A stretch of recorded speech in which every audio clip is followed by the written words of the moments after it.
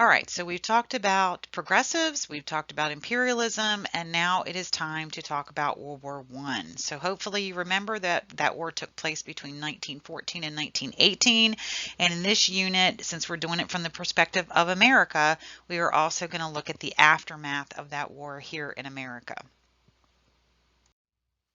Hopefully, you remember from last year that World War One started with the assassination of Franz Ferdinand by the militant group the Black Hand.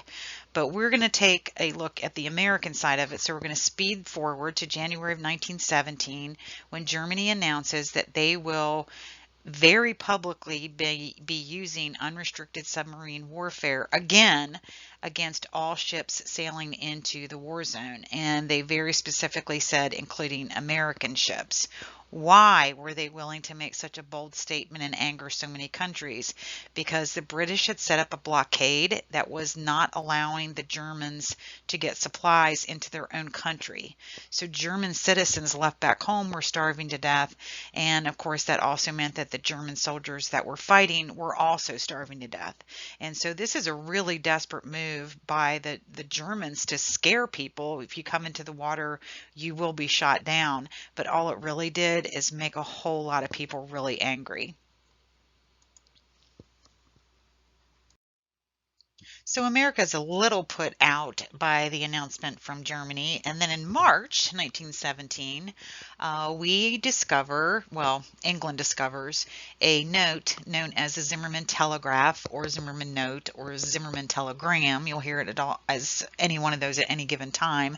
But it was a secret note supposedly from Germany to Mexico, asking for Mexico to invade the United States and to keep us busy until they could win the war in Europe. And if Mexico was willing to do this, then Germany would align with Mexico once the war was over, and they would help Mexico get Texas, New Mexico, and Arizona back from the United States. So you can imagine that when we found that out, we were a little bit upset about that. Now here's what the Zimmerman note looked like, or Zimmerman telegram. It was coded in numbers, and you can see where they have figured out what it said. And you see those three places underlined: Texas, New Mexico, and Arizona. Now, was this a real thing? We don't know. There are many historians today that believe that it was a British ploy to upset us and scare us and get us into the war because the British were scared. They were starting to lose. And that's a scary thing for the mighty Brits, right? So was it real? Was it fake? We're probably never going to know. But it was enough to make us stand up and pay attention. And we also had to worry about the Russian Revolution. Now, why would we care about that? So it's March of 1917. Since the war started, it was a two-front war with Russia on one side of the fight, and then you had the other allies on the other, with the Central Powers going down the middle. So it's a two-front war. But suddenly, the Russians have their own revolution at home, and they have to pull out. So everyone that's been involved in the war up to this point are super tired, and now it's not a two-front war. So it seems like it's going to be a whole lot easier for the Central Powers to rise above and actually maybe possibly win this war. And so we had to decide if we were willing to allow that to happen. Are we super good guys? No, we're worried about trade. So France and Britain, of course, are two of the number one countries trading with us back then, and we didn't want to lose them. And so if the Central Powers win this war, we would lose their trade. And so now we are finally ready to do something. And that would be for us to enter the war. So America's going to enter. Look how happy they are. Look how young they are, saying goodbye to their families at the train station to head off to boot camp, which will only be like 3 weeks for some of them. There you go, kissing their honeys goodbye. You got to love it. Like, look how happy they are. And then you have this one again, very happy, very young. So our government I don't want to say that they were tricking the boys because I think our government truly believed in what they were telling the men. They told the guys that they were going to be there for about a month, that everybody was tired. Americans were fresh. They called our boys doughboys because they're like fresh bread, right out of the oven, ready to go, that kind of thing. And everybody else was tired. So they said, look, you'll go for a month, you'll come home a hero. And when you come home, we're going to give you a free college education. And we're going to give you a bonus in your old age. So it's like a retirement fund that didn't exist back then. So our guys think that they're going to be heroes, they're going to have free education, they're going to not have to worry about when they're old, and it sounds like a really good deal. Of course, none of it ends up to be like that, but that's the story that they were told, and so that's why they look so happy to go over and fight in this war. Now, not all Americans were gung ho about us getting into the war, and our president knew that. Woodrow Wilson knew that, and so he hired a man by the name of George Creel. George Creel was in charge of propaganda that would convince us that getting into the war was the right thing, and a lot of that propaganda became anti-German type of stuff. So German books were taken off of library shelves. We weren't allowed to teach the German language anymore. Look at this. Sauerkraut was renamed Liberty cabbage. Hamburger was Liberty steak. Anything that was German-ish was done away with, including a breed of dog known as the Dachshunds. Dachshunds are a German dog, and in many cases across the country, they actually put these dogs down. They didn't want German dogs on American soil. And so that kind of hate-filled campaign was run by George Creel. Now, there were other campaign efforts too, which I'll show you in a minute. But when you're talking about getting into war, we needed somebody to hate, and not a lot of people did hate the Germans. Not yet. A lot of us are German here in the United States. I'm half German. So you had to somehow convince people to hate the Germans enough for Americans to be okay about going to war with them. Now here's some more. And again, you see that poor little Dutch hound being put down by Uncle Sam. Red Cross or Iron Cross, and supposedly this German sister is pouring out the drink on the ground, and here's the poor soldier dying of thirst.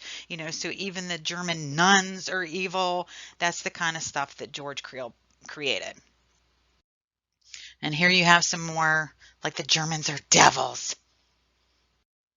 Look at this. Only the Navy can stop this. And you've got a reference here to, you probably remember the Lusitania last year. You were taught that in World II, and the Lusitania was sunk with 128 Americans on board this luxury liner, sunk by the Germans. And so these are supposed to be people that are drowned because of those evil Germans. Only the Navy can stop this. And then basically they're saying that Germans are all rapists, that they invaded Belgium and raped all the women there. And that's not true. That's absolutely not true. But again, it's anything to make Americans hate the Germans enough to think that going to war is okay. And I like this one. How are you going to pay for it? So America got pretty tricky. We decided that you were going to be told that you could only be a good American if you helped pay for this war. So not only are they convincing you to go to war, they're convincing the United States citizens to pay for it. And you could help pay for it by buying something called a Liberty Bond. And a Liberty Bond, you bought one for $5, $10 or whatever, and then supposedly after the war, you could turn it back in for a profit. They would give you a certain percentage extra on your, on your dollar. And of course, that's not going to happen. And so here's an example of what a Liberty Bond would look like. And you could buy it for basically any amount. So the one you see in front of you is for $100, and you see it's 4.1% is what you would get back. I think that's what that says. My eyesight's not great, but people didn't get money back. So the Treasury Department, I don't think they were trying to be dishonest, but they did absolutely push the Liberty Bonds on people. Our government increased our income taxes, and in the end, we paid $112 billion to fight this war. And you can see, if you're any good at math whatsoever, $17 billion was raised through the Liberty Bonds and 8.8 through taxation. So we were still a little bit behind the curve there. So let's talk about more propaganda. here at home in America, the government really wanted us to conserve. So we hired somebody to head the Food Administration, and that somebody was Herbert Hoover, who is not president yet. We'll get to him in the is it the next unit and a couple units down the road. Okay, so he used something called voluntary compliance. So it basically was presented to the American people that if you're a good citizen, you will do these things to conserve. And the types of things that Herbert Hoover came up with is wheatless Wednesdays. So you shouldn't eat bread on Wednesdays. Meatless Tuesdays. Self-explanatory. Every good American would have a victory garden in their backyard, and that meant growing your own food instead of having to buy it from the store. And so the store-bought goods could instead be sent over to our guys that were going to be fighting. So it was a very, very successful program. It's going to be even more successful in World War II, but World War I, you really started to get people on board with the idea of us being in this war and being good citizens and trying to help out. So you can see by the statistics that the voluntary approach did work. Food production was increased by 25%, which is huge. Food production that will be sent over to the war. And then, of course, our exports to the Allies are going to triple. So it's good for them. They're getting food when they can't grow their own because they're fighting in the war. And it's really good for us. We're going to get rich off of this war, as we usually do. And here's a picture of the victory gardens. Everybody had a victory garden, even if you had a little teeny tiny space. If you lived in an apartment building and you had any space on the roof or a little square in the front yard, everybody was supposed to have a victory garden. And you see that the victory gardens aren't just for old people, they're for young, attractive ladies too. And that was a way to get the younger people involved in it and to make them believe that they had to do this to be a good citizen. So of course you have, you got to have these lists. They put signs up everywhere, and here's your remember the days. So you can see the different ones that are meatless and wheatless. They also had, and I don't see it up here, but they also had a heatless day where you were supposed to save on coal. Instead of burning it in your fireplace, you were either supposed to find other things to burn or just be cold. So I love this poster. Sir, don't waste while your wife saves. Adopt the doctrine of the clean plate. Do your share. This, ladies and gentlemen, is where we get the idea of clean your plate. I don't know if any of your parents were crazy about that. Mine absolutely were. My mom used to say there were children in Africa starving, but it really actually started with Herbert Hoover and the Food Administration during World War I, saying that if you are a good citizen, a good person, you'll clean your plate at the dinner table. And notice also that this is made to make the guy feel guilty, like his wife is saving and you're splurging. So be as good as your wife. You know, think of the time period that you wouldn't be as good as your wife and you're a man. So all kinds of messages wrapped up in this poster and in the Food Administration Remember the Days. So are Americans happy about the war effort? Not so much. So we did have two acts that came out during the time of war, the Espionage Act and the Sedition Act, and these were both used to stop criticism of the war. So freedom of speech, ladies and gentlemen, out the window for a little while. And we see that in World War II. Too bad it wasn't like that in Vietnam. It might have been a little bit different. But the Espionage Act, if you tried to incite a rebellion or do anything to interrupt the mandatory draft, then you could be put into prison for up to 20 years under the Espionage Act because you're undermining the acts of the American government. Now, the Sedition Act was even more subjective because if you were just caught saying something, you could be labeled as disloyal to the United States and be put in prison for that. So both of these were very controversial at the time, still are today, but the government was worried that if enough people were angry about the war, you know how people get together and they talk bad about something and then they all get wound up, and that's what they were worried about. They didn't want the war to get a bad name and make the American people not want to support it. One of the most famous court cases that came out of that Espionage Act is Schenck versus the United States. So Schenck was actually a socialist, and he was handing out flyers telling people to not obey the draft.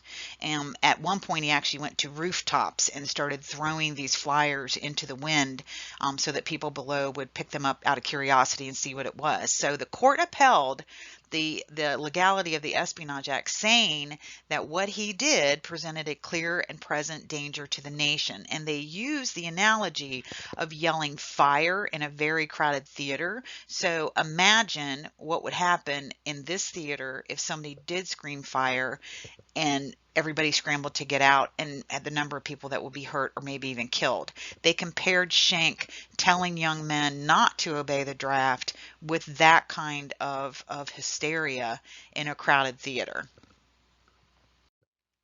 So again, we do have the draft, and it does provide 2.8 million men out of the 4.7 that will serve in World War I.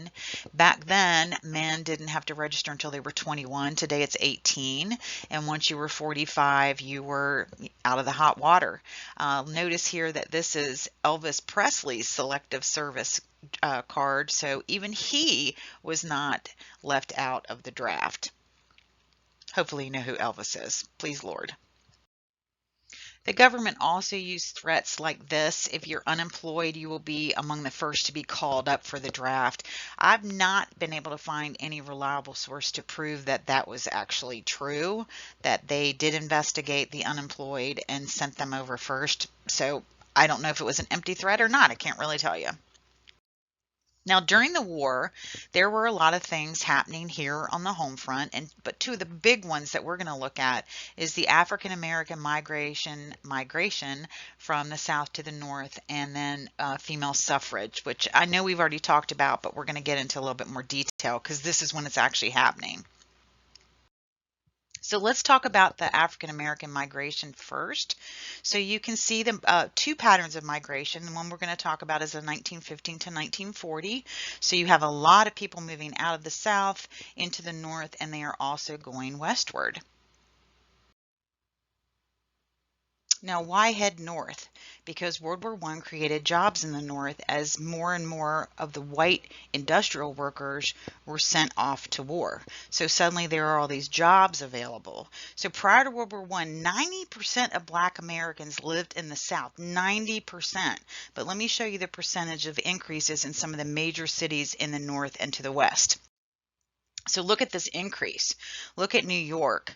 Look at Chicago. Look at Cleveland. In 10 years, Cleveland went up by 307%. So this is just monstrous. So it should make it very clear to you what was actually happening and why so many people all of a sudden decided to migrate out of the South and into the North. Jobs, jobs, jobs, jobs. Aside from jobs, why else would they head to the North? Now think about this. They were still under Jim Crow laws in the South, and lynchings were perfectly legal, even with Ida B. Wells in the mix trying to stop it. Bad things were happening to innocent people. It was also more likely that a northern Black man would not find a lot of tragedy if he went to go and vote. He wouldn't find a lot of opposition to it, and there were better schools for their children, better opportunities. I've told you this before, northern schools are better than southern schools, and so even if you've got a little bit lesser than the white school, it's still going to be better than the lesser in the South, correct? So the problem is that more white Southerners will actually move north than black Southerners, and they're going for exactly the same reason. The South is poor. It has not recovered from the Civil War. It still today isn't totally recovered from the Civil War.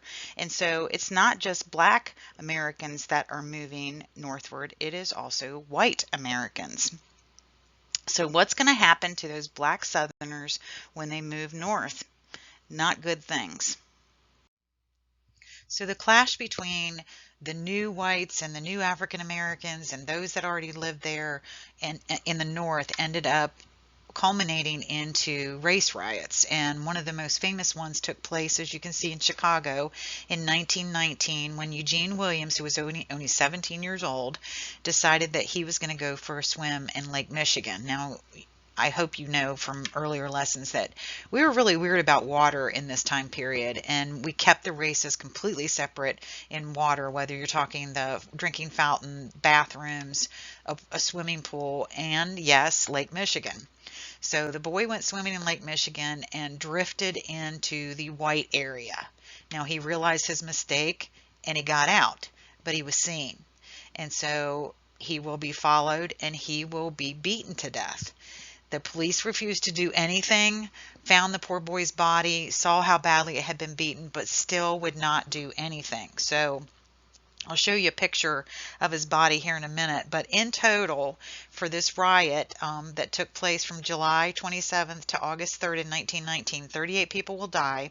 500 people are going to be injured, and over 1,000 will be homeless. And that is not the only riot. In that same summer of 1919, there were more than 60 race riots in different northern cities, including smaller ones in Chicago as well. 60 race riots because of this clash between the new people and the old people already living in the North. So much so that that year, 1919, is known as Red Summer, because so much bloodshed was spilled in these race riots. So here you see, I know that's not a great picture of Eugene Williams, but that is the young man, and you can see he's on the ground. The police are all around him. So he was not in the water when he was beaten, which means somebody followed that kid and did awful things to him and ended up taking his life. And so again, Eugene Williams and his death, brutal death, and the fact that the police were not willing to do anything to investigate or find justice for this young man is going to start that Chicago race riot in 1919, and many other race riots will stem from that. So let's move on to our second topic that's happening at home during the war, and that would be the suffrage movement. And of course, that movement starts well before World War I. It starts all the way back in 1848 when women at the time met in Seneca Falls, New York, under the tutelage of Lucretia Mott and Elizabeth Cady Stanton, and together they wrote the Declaration of Sentiments asking for women to have suffrage. And of course, women will not get it until 1920 with the 19th Amendment. So 72 years of fighting for their rights. Emily Davison is someone that we have not spoken with or spoken about yet, but she was a British lady. And the British women were much more fanatical, much more violent than the American women were. So Emily Davison and Alice Paul, we've already talked about her, they will teach the women of America to be a lot more radical. So Emily Davison's fame came because she ran in front of the King's horse at a derby and killed herself so that it would actually get the attention of people around the world, and it did. And so her courage and self-sacrifice is going to create this militant action in America, and it will be Alice Paul who leads that militant action and starts doing things that are unladylike at the time. So we already talked about this a little bit too, but here's the ladies that stood in front of political buildings. They also stood in front of Wilson's home 24/7, regardless of the weather, and these women were known as the Silent Sentinels. So you see on the signs, Mr. President, how long must women wait for liberty? Now remember, they are picketing him during World War I. He is a wartime president, and that is a huge no-no. You do not picket a wartime president. And Wilson wasn't super understanding anyway. I don't think that he was very on board at all with allowing women to have the right to vote, which is super funny because his wife will end up being the acting president for 6 months. If you don't know that story, come see me and I'll tell you all about it. So in 1917, there was an incident that took place where the guards that had been kind of watching, babysitting the women, decided that it was time to arrest them. And so in 1917, we get what was deemed the Night of Terror, where 40 male guards beat 33 women for picketing and then took them to jail. So you already know Alice Paul served her time in jail. She was already in jail when this happened, so she was not part of the 1917 Night of Terror. But just like her, these ladies were beaten and abused, and their treatment was made very, very public. That these women, and you can see they're not little nobodies. I mean, these are well dressed. Some of them are wealthy, and they were beaten like animals by the male guards for no reason other than they were picketing a wartime president. So Alice Paul, of course, is going to lead the fight against what Wilson viewed to be the right thing when it came to female suffrage. And notice that they're calling him Kaiser Wilson. So remember, this is World War One, so we're fighting Kaiser Wilhelm of Germany in World War One, and so they're calling him a Kaiser as well. Alice Paul and the others, with her leadership, were not afraid. They were not afraid, and if it took being beaten and sent to jail and ruining their reputation, losing their families, they all did it. And for them to stand up with signs in front of the White House or his own home and say Wilson is against women, that's pretty daggone brave.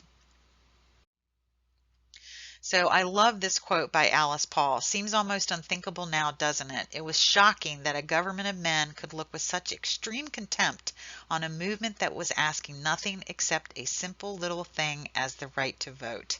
So this was said by Alice Paul after the 1920 19th Amendment got passed. And so she's looking back on it saying, wasn't that ridiculous? And she never gives up that fight, and she never lets people forget what women had to do to get that right to vote.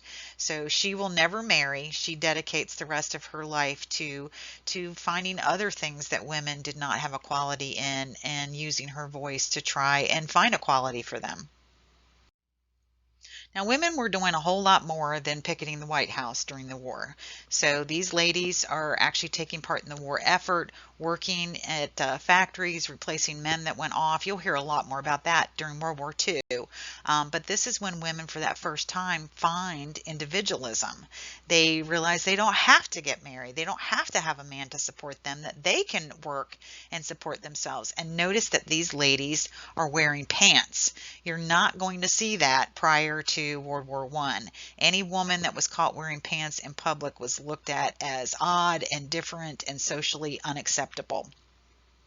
So you see the ladies working in factories. They're still wearing dresses, sure. They have their little cute uniforms. Their hair is tied back. And notice these ladies that their hair is still curled. So they're still feminine. They're still pretty. They will still wear makeup. And they're still definitely ladies. But by the end of the war, or I should say by World War II, it's going to be a whole different story. And so we will get to that eventually. But know that World War One gave ladies this sense of independence that they had never had in the United States before. Look at all those bullets. So let's talk about trench life for the guys. What was it like for them?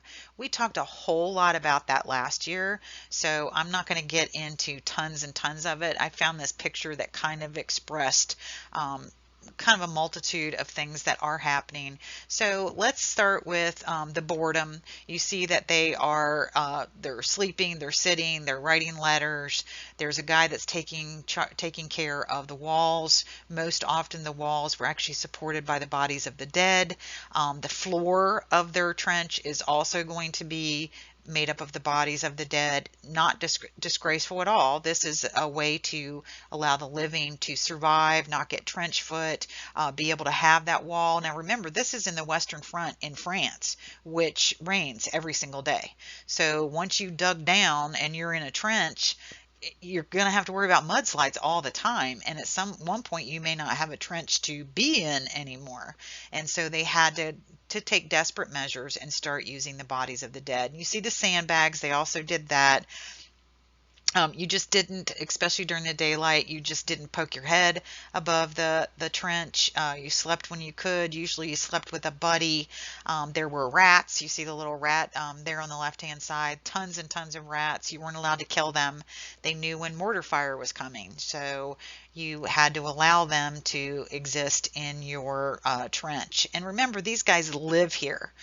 There were also dogs. You see the dog there. So you had the wet dog smell, dead bodies everywhere. Most of their foods were fried. So just not a good existence. And I think that it's really hard for us to wrap our minds around the fact that these men lived there. This is their home for months and months and months at a time. Usually the only way that they got out of the trench for a while, of course, if they got wounded or if their lice problem got too much, you would actually get something called lice fever. And so you would have to be pulled behind the lines and shaved head to toe, and they'd get rid of your lice for about 5 minutes, and then you just got it right back again. So trench life was absolutely horrific, not just for American men, but for all the men taking part in this war. So you can see some of the average pictures. Not all the trenches were tall enough that the men could ever stand up, whether it's day or night out. And you see them, some of them sleeping during the day. Remember, during the day you have to be much, much quieter than at night because you don't want people to be able to figure out where you are. Like, you're not going to smoke. Somebody might see the smoke. And you see that some of these guys have dug out, little hidey holes so that they can find a little bit of safety and maybe take a nap. But yeah, just a very, very bad, cold, miserable, wet experience. Now, it wasn't always all awful. There were times that the guys came home and told everybody about, such as Christmas. There was a Christmas truce, and all the men came out of their trenches and they sang Silent Night together, and they played football, and they gave each other gifts, and for 24 hours they were friends. And then at the end of that 24 hours they went back to their trenches and started killing each other again. And again, you learned this last year. The war is over, 1918, the 11th month, the 11th day, the 11th hour, and the treaty is going to be signed, or truce will be signed, and the war is over. So now the treaty is going to come a little bit later, and that peace treaty, hopefully you remember this from last year, is actually one of the major reasons for World War II. So the treaty was not one that was super friendly to the Germans, and in June of 1919, the Germans get this treaty and realize that it is pretty much all about vengeance towards them. They were not even allowed to come to the peace conference to create the treaty. By then, Kaiser Wilhelm was in hiding with his wife Donna, and he's not going to be seen again. So only Wilson came with the idea that we should walk away from this war with peace in mind. And so Woodrow Wilson is the one who came up with this piece of paper known as the 14 points. And the 14 points were supposed to be a way for us to prevent a future war, especially a future world war. Now, some of the stuff he said on there was ridiculous, like you can't have secret alliances anymore. Well, how do you know if they're secret? But the one that people liked at the peace treaty was his 14th point, and that was a suggestion that we create a League of Nations. Now, America, Nepal, Saudi Arabia, one very, very small place in South America, I can't think of it right now. Those are the only places that did not join the League of Nations. So America said we would always be at war, always. So it ends up that the League of Nations wasn't really a very good mechanism for preventing peace anyway. You couldn't force countries to send in their military when something happened across the world. So there's no mechanism to make the League of Nations actually work. And so it doesn't. The League itself does not have their own military. They have to depend on the militaries of these countries who are part of the League. And if they don't want to go help, they don't have to go help. So Woodrow Wilson's idea was a good idea on the surface, but again, without a mechanism to make it work, it was never going to. And so other than the 14th point, everything else was thrown out that Woodrow Wilson tried to come up with to create peace. And of course, the entire thing ends up being, again, vengeance towards Germany. So Germany has to tell the world the war was their fault, which wasn't true. They have to pay all the reparations, and it's millions of dollars, and they're broke. And then they also have to dismantle their military with no more than 100,000 standing soldiers. And if you know any history of Germany, that is their pride and joy. Their military is absolutely their pride and joy. And to be told that they have to get rid of it was truly, truly more than anything else that they were forced to do. It was a slap in their face. So let's look at the aftermath of World War I.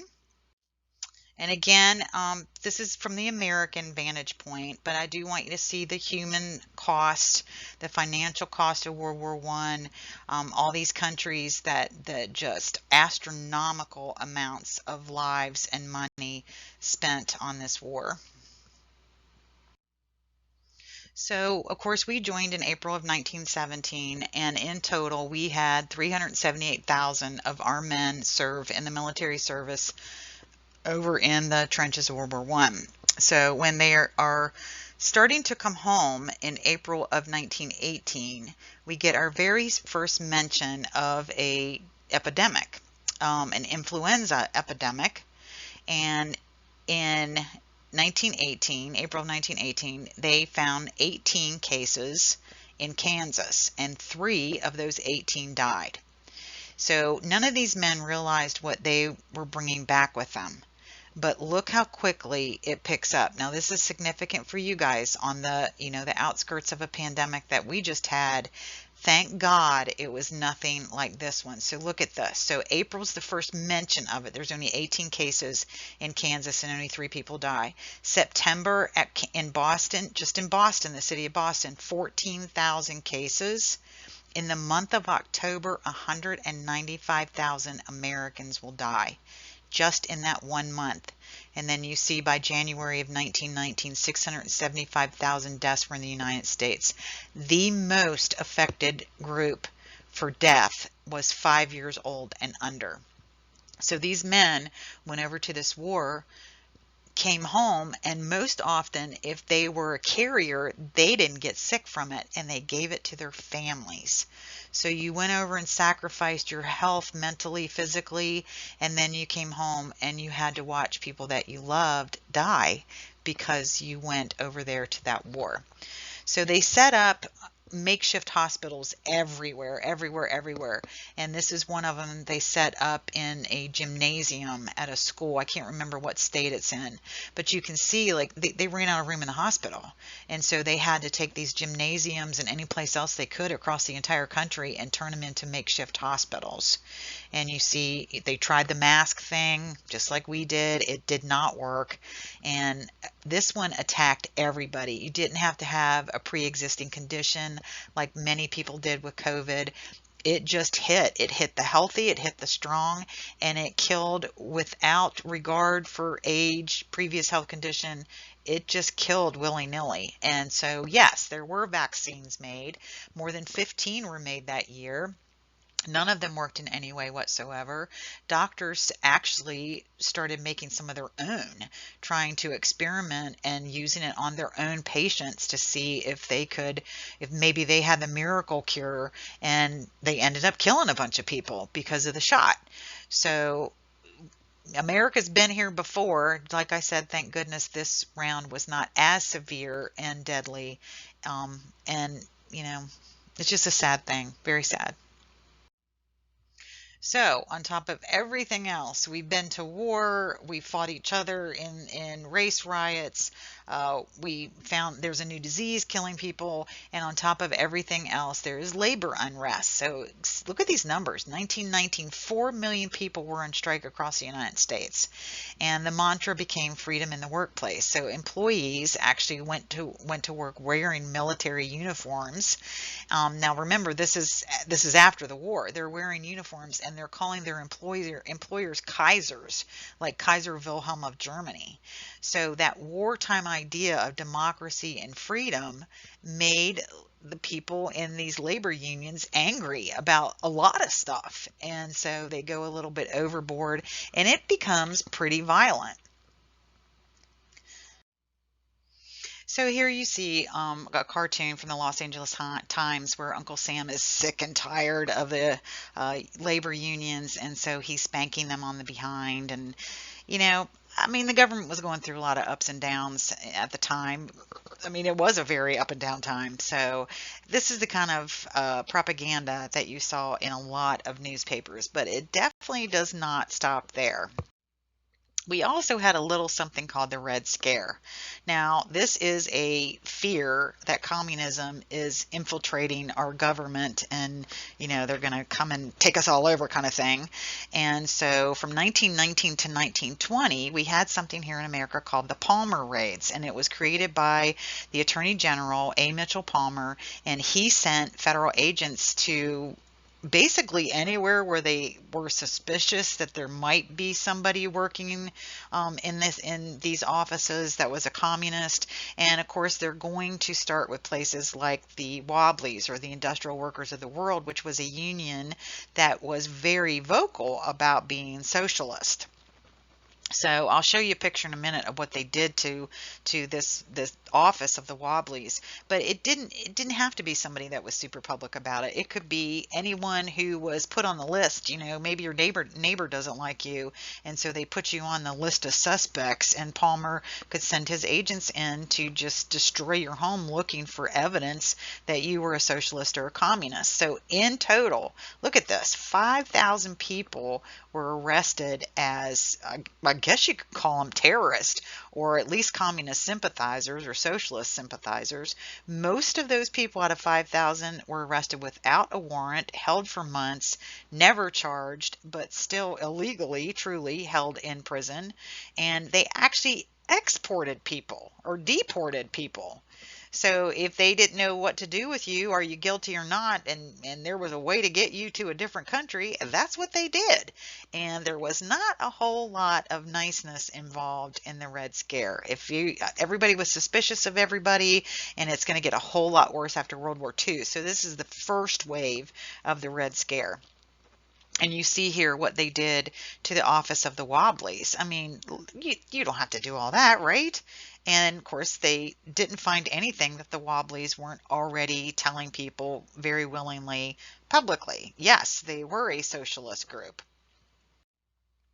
And of course you have things like this, the Red Scare. We're gonna ship off people that we think are communist to other countries. We sent 249 suspected communists to Russia.